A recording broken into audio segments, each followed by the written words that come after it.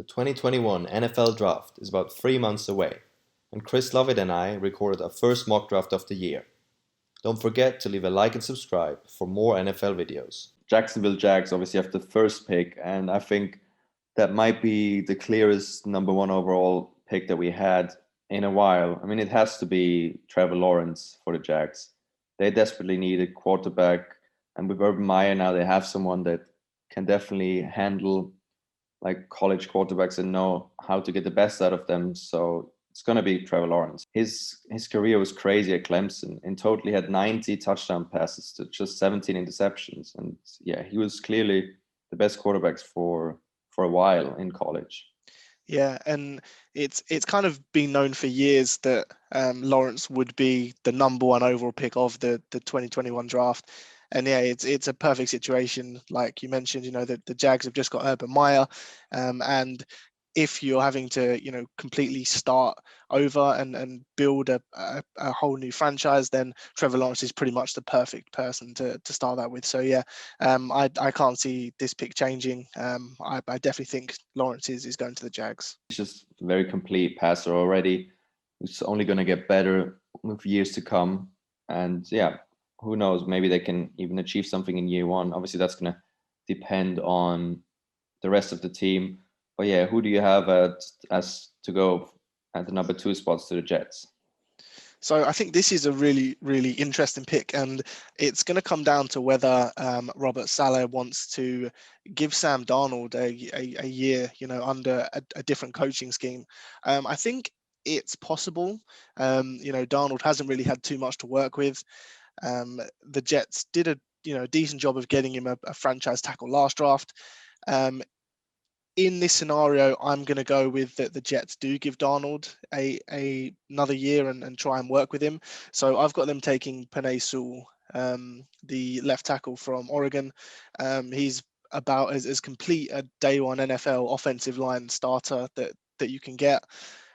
Might even be the best player in this draft, and I think it's pairing him with Mekhi Becton from last year would give the Jets 2 franchise tackles, and maybe we could see this year what Darnold can really do with some help and a good roster around him. Yeah, I agree with you. I think the Jets will give Sam Darnold another year, at least another year. I could see this pick maybe potentially get traded away to someone that desperately wants, like maybe Justin Fields or Zach Wilson, or one of the other quarterbacks. But I agree. If they keep the pick, they're gonna go Penei Sewell and just make sure that Sam Darnold is better protected. And even though he set out the 2020 season, he definitely should be the best tackle around. So yeah, I agree with you on that pick. And then going forward to the next pick, to the Dolphins, I think they are gonna reunite Tua with one of his favorite targets from college, and they're gonna go with Devonta Smith from Alabama. And he had such a dominant season, obviously won the Heisman, and especially in the college playoff final, he went completely off with 215 yards and 3 touchdowns. Yeah, that's who I have Miami taking as well. I think right up until the draft itself, people are going to be speculating, could Miami maybe even draft a quarterback? Maybe they're not completely sold with what they've seen from Tua. I definitely think they will give him at least one more year. And yeah, I have them taking Devontae Smith as well. I think the top of the draft at wide receiver is actually really, really close. When you get to Devontae Smith and Jamar Chase, you're kind of splitting hairs there. Chase was excellent last or the year before last with LSU and Joe Burrow, but I think just giving to one of his favorite targets from college, I think it's almost too perfect not to unite them. And yeah, the solid roster down in Miami gets even better. And then who do you have Atlanta taking at pick 4? I think, you could speculate, do they pick a quarterback here?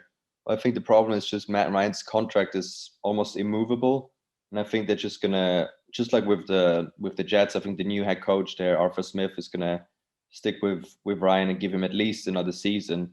And I think that leaves them taking a linebacker. I think they're gonna take the best linebacker available, Micah Parsons from Penn State. He's a pretty complete linebacker.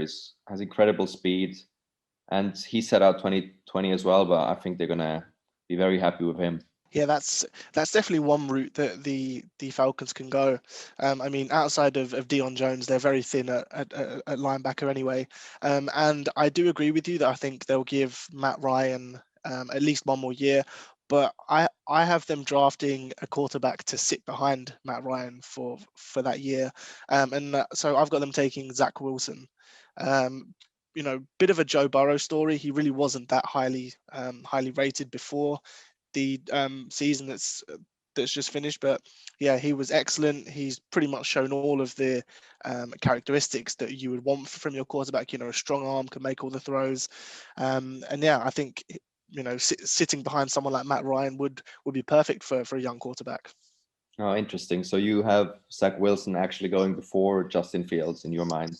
Yeah, I think it's going to be a really close one, but maybe just the couple of games towards the end of last year where Justin Fields didn't have some great games against Indiana and Northwestern. Obviously, he was great against Clemson, but yeah, I think maybe just fractionally, I think Wilson is just slightly ahead of Fields. Yeah, and then we go to the fifth pick of the draft of the Bengals. Surely you have them taking an offensive lineman to protect Burrow further and not risking him getting another big injury. Yeah, I mean that would be the smart move, but with Penei Sewell off the board already, I'm not sure there's a lineman, that warrants the fifth pick. So I think it's likely that Cincy may trade back here. But for the purpose of this, at pick 5, I've got them taking Jamar Chase. So not only does Tua get his favorite target from college, Joe Burrow gets his as well. Yeah, that would make sense. Yeah, I think I could see them trading back. But also, I mean, I read about, like, I haven't seen much of Rashawn Slater of Northwestern, but I've seen some experts or some scouts think he might even be better than Penei Sewell. And obviously, he also opted out of the 2020 season, so it's kind of tough to judge either of the two because you would have to go all the way back to 2019 to see the tape on them. But he's a very versatile guy and he can play all 5 positions on the line. So I think the Bengals just need to, they need to borrow some more protection and maybe go and get a wide receiver in free agency.